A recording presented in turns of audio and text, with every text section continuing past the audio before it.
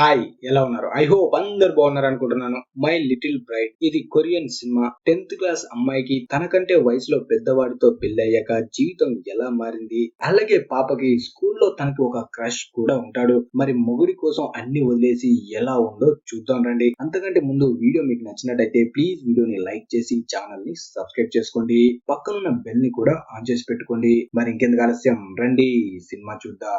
Starting లోనే శ్యామ్ అనే వ్యక్తి కనిపిస్తాడు. తను ఆర్మీ సోల్జర్ అయి ఉంటాడు. ఇప్పుడు లీవ్ తీసుకొని తన ఫ్యామిలీని చూడడానికి వస్తాడు. అప్పుడే తను ఒక అమ్మాయి ఫోటోను చూస్తూ చిన్నగా తనలో తానే నవ్వుకుంటాడు. తన పక్కనే ఫ్లైట్ లో ఒక అమ్మాయి కూర్చొని ఉంటుంది. ఆ అమ్మాయిని మనోడు టెంప్ట్ చేయడానికి ట్రై చేస్తాడు. కానీ మనోడిని అస్సలు దేకదు. అయినా పట్టు వదలని విక్రమార్కుడిలాగా ఫ్లైట్ దిగిన తర్వాత కూడా తన వెనకే వెళ్తూ ఉంటాడు. కానీ ఎయిర్పోర్ట్ లో ఆ అమ్మాయి వేరే అతన్ని హక్ చేసుకుంటుంది. దాంతో మనోడి ఆశలు ఆవిరైపోతాయి. తనకి ముందే పెళ్ళైపోయి ఉంటుంది. ఏం చేస్తావు, ఇంకెవరినైనా ట్రై చేసుకుందామని ఎయిర్పోర్ట్ లో వేట మొదలు పెడతాడు. అప్పుడు తనకి అక్కడే ఇంకో అమ్మాయి కూడా కనిపిస్తుంది. వెంటనే తన దగ్గరికి వెళ్లి తన కీని ఆ అమ్మాయి దగ్గర పడేసి ఆ అమ్మాయితో ఎలాగైనా మాట్లాడాలి అనుకుంటాడు. కానీ ఆ అమ్మాయి చాలా తెలివైంది. అప్పుడే తనతో అంటుంది, నీ ట్రిక్కులు ఇక్కడ పనిచేయవు, ఇక్కడ నుంచి వెంటనే దుబ్బే అంటుంది. ఆ వాయిస్ ఎక్కడో విన్నట్టుందని వెంటనే శామ్ వెనక్కి తిరగగానే తనను చూసి షాక్ అవుతాడు. ఆ అమ్మాయి ఎవరో కాదు, తన రిలేటివే అయి ఉంటుంది. ఇందాక ఫ్లైట్ లో ఫోటో చూసింది కూడా ఈ అమ్మాయిదే. తన పేరు యానా. యానా శామ్ ని పికప్ చేసుకోవడానికి వచ్చి ఉంటుంది. అలా శామ్ ని తీసుకొని అక్కడి నుంచి వెళ్లిపోతుంది. వీళ్ళు చాలా సంవత్సరాల తర్వాత కలుసుకుంటారు. అలా ఇద్దరు మాట్లాడుకుంటూ అక్కడి నుంచి ఇంటికి బయలుదేరుతారు. ఇక్కడ శామ్ ఇంకా యానా ఫ్యామిలీస్ కూడా ఉంటారు. వెంటనే శామ్ వాళ్ళు వాళ్ళ తాతయ్యని కలవడానికి వెళ్తారు. అక్కడికి వెళ్ళాక వీళ్ళ తాత మంచి చెడులు అడిగిన తర్వాత డైరెక్ట్ గా ఒక నెలలో మీ ఇద్దరికి పెళ్లి అవుతుంది అంటాడు. ఆ మాట వినగానే ఇద్దరికి దిమ్మ తిరిగి బొమ్మ కనపడుతుంది. దానికి ఇద్దరు ఆశ్చర్యంగా, ఏంటి మాకు పెళ్ళా అంటారు. దానికి వాళ్ళ తాత, అవును, నేను ఎక్కువ కాలం బతకను, అందుకే నేను చచ్చేలోపు మీ పెళ్లి చేసి చచ్చిపోతాను అంటాడు. ఆనా మాత్రం ముసలోడికి మైండ్ దుబ్బింది అనుకొని, ఏంటి మీరనేది, నాకు 15 సంవత్సరాలు మాత్రమే, నాకు పెళ్లి వద్దు, అది కాక ఇతన్ని మాత్రం అస్సలు పెళ్లి చేసుకోనని అక్కడి నుంచి వెళ్లిపోతుంది. తర్వాత శామ్ కూడా ఆలోచించి, చూడు తాత, నాకు ఈ పెళ్లి ఇష్టం లేదు అని వెళ్లిపోతాడు. అలాగే ఆనాకి శామ్ పై పిచ్చ కోపం ఉంటుంది. తనే ఏదో చెప్పి ఈ పెళ్లి గురించి మొదలు పెట్టాడు అని. తర్వాత ఆనా స్కూల్ ని చూపిస్తారు. ఇక్కడ జంగ్ అనే కుర్రాడు కనిపిస్తాడు. వీడంటే ఆనాకి చాలా ఇష్టం. వీడేంటి, స్కూల్లో ఉన్న ప్రతి అమ్మాయికి జంగ్ అంటే ఇష్టం. ఆనా కూడా ఎలాగైనా జంగ్ ని ప్రేమలో పడేయాలి అనుకుంటుంది. ఇక్కడ వాళ్ళ తాత మాత్రం తగ్గేదే లేదు అన్నట్టు శామ్ వాళ్ళ నాన్నకి కాల్ చేసి, ఏం రా నీ కొడుకు పెళ్ళొద్దు అంటున్నాడు, ఒళ్ళు ఎలా ఉంది, ఏం చేస్తావో తెలియదు కానీ నీ కొడుకుని పెళ్లికి ఒప్పించు అంటాడు. దాంతో శామ్ వాళ్ళ నాన్న కూడా కోపంగా శామ్ దగ్గరికి వెళ్తాడు. కానీ శామ్ తో దేని గురించి ధైర్యంగా చెప్పలేడు. అందుకే బేస్బాల్ బ్యాట్ తీసుకువెళ్లి కారు అద్దాల్ని పగలగొడుతూ ఉంటాడు. నువ్వు ఈ పెళ్లి చేసుకోవాలి, లేదంటే నేను ఇంకా దేన్ని పగలగొడతానో నాకే తెలియదు అంటాడు. అప్పుడే శామ్ వాళ్ళ అమ్మ కూడా, ఒప్పుకోనన్నా, మీ నాన్న ముందే మెంటలోడు, నిజంగానే ఏదైనా పగలగొట్టగలడు, నా తల కూడా పగలగొట్టొచ్చు అంటుంది. తనలాగే మీరు కూడా పక్కన ఉన్న సబ్స్క్రైబ్ బటన్ ని కూడా పగలగొట్టేసేయండి. తర్వాత శామ్ ఆనా స్కూల్ కి వెళ్తాడు. ఇప్పుడు పాప తన దోస్తు జస్ తో ఉంటుంది.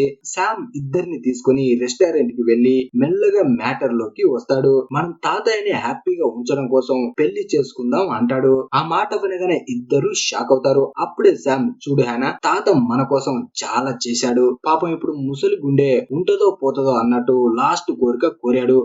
మనం కోరిక తీర్చపోతే ఇంకెవరు తీరుస్తాడు అంటాడు. నిజంగానే వాళ్ళ తాత చాలా కష్టపడ్డాడు కాబట్టి ఆనాకి కూడా వేరే మార్గం లేక ఓకే చెప్తుంది.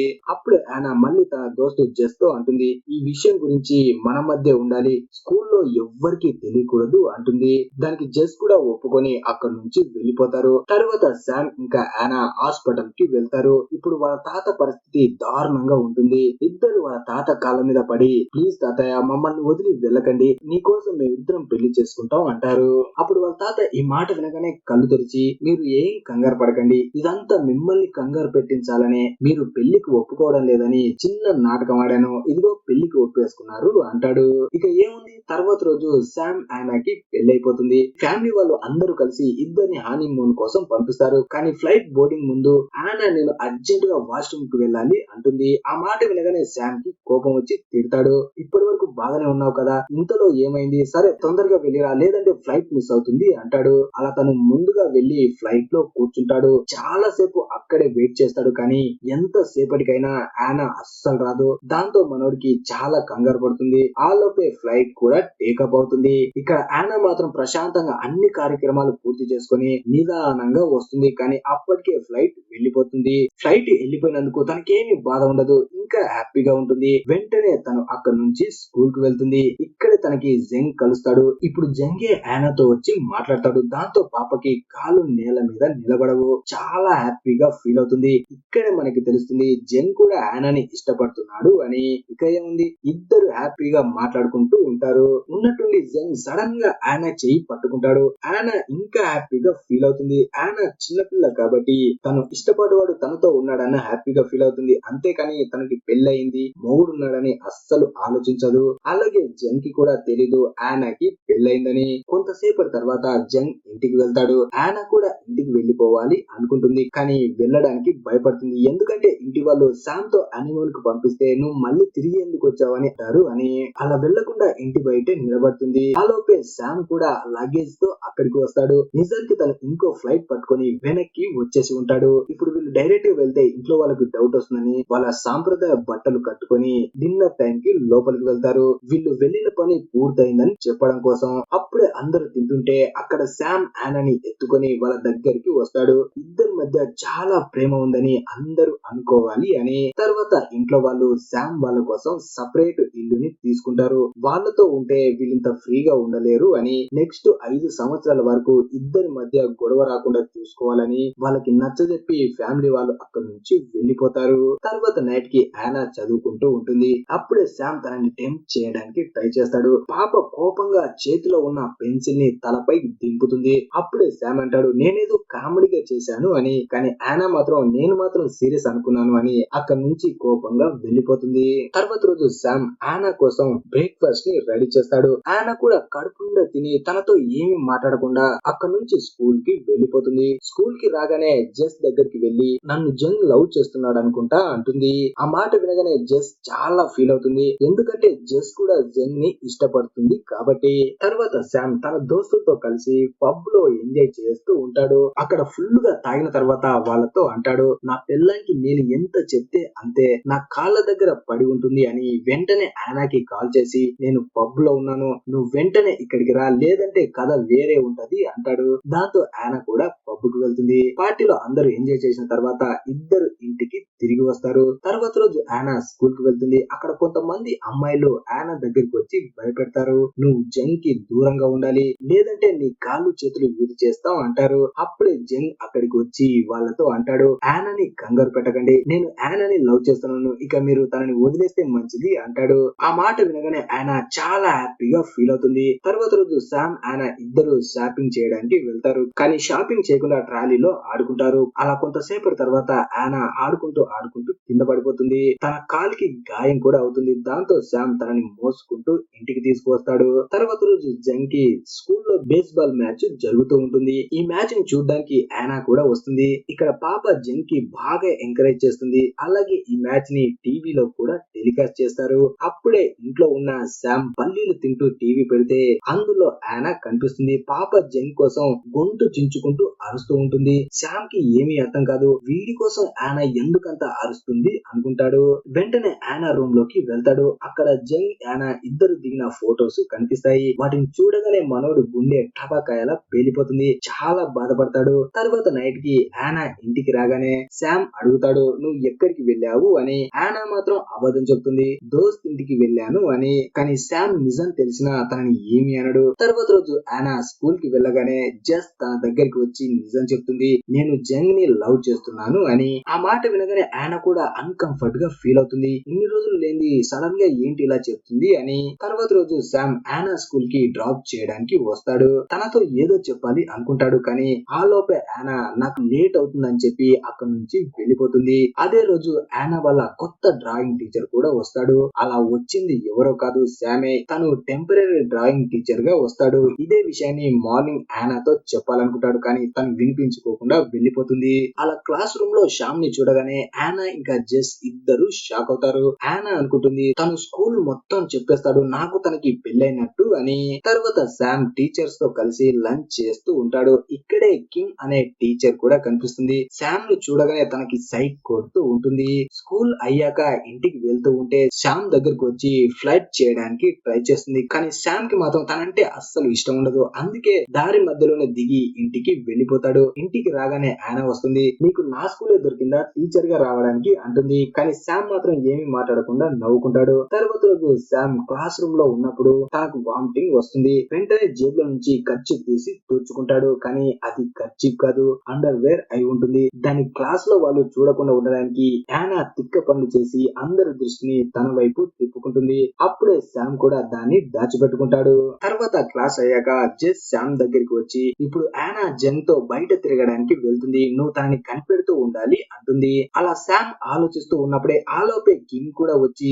శ్యామ్ ని లంచ్ కోసం తీసుకువెళ్తుంది. అక్కడ శ్యామ్ కి తినిపించడానికి కూడా ట్రై చేస్తూ ఉంటుంది, కానీ ఇదేంట్రా బాబు నాకు జిట్టులో తగులుకుందని తన నుంచి దూరంగా వెళ్ళడానికి మనోడు చాలా ట్రై చేస్తాడు, కానీ అస్సలు కిమ్మే వదిలిపెట్టదు. ఇలా కిమ్ శ్యామ్ కి తినిపించడం, తనపై ప్రేమ చూపించడం యానా చూసేస్తుంది. తనకి చాలా కోపం వస్తుంది. వెంటనే ఒంటరిగా ఉన్న శ్యామ్ ని కలిసి నువ్వు రసగరాజువా, నా ముందే తనతో రాసలీలాడుతున్నావు, నువ్వు ఇలా చేస్తుంటే చూస్తూ కూర్చోను అంటుంది. దానికి శ్యామ్ అరే నేనేదో నీ కోపం తెప్పించాలని ఇదంతా చేశాను, అంతేకాని నాకు తన మీద ఎలాంటి ఫీలింగ్స్ లేవు అంటాడు. తర్వాత జంగ్ బేస్ బాల్ ని ప్రాక్టీస్ చేస్తూ ఉంటాడు. అప్పుడే శ్యామ్ అక్కడికి వచ్చి ఓ నువ్వేనా జంగ్ అంటే అంటాడు. దానికి జంగ్ అవును సార్, నాతో ఏమైనా పని ఉందా అంటాడు. ఇంకా లేదురా అబ్బాయి, ముందు ముందు చాలా పని ఉంటుందని అక్కడి నుంచి వెళ్ళిపోతాడు. స్కూల్లోనే కిమ్ తన కోసం వెయిట్ చేస్తూ ఉంటుంది, కానీ తెలివిగా తన కంట పడకుండా వెళ్ళిపోతాడు. కానీ తను ఇంటికి వచ్చేలోపు కిమ్ కూడా ఇంటి దగ్గరికి వస్తుంది. దాంతో తను లోపలికి రావడానికి ముందు యానాకి సంబంధించిన అన్ని వస్తువుల్ని దాచిపెడతాడు. కానీ లోపలికి రాగానే కిమ్ బాల్కనీలో ఒక అమ్మాయిని చూస్తుంది.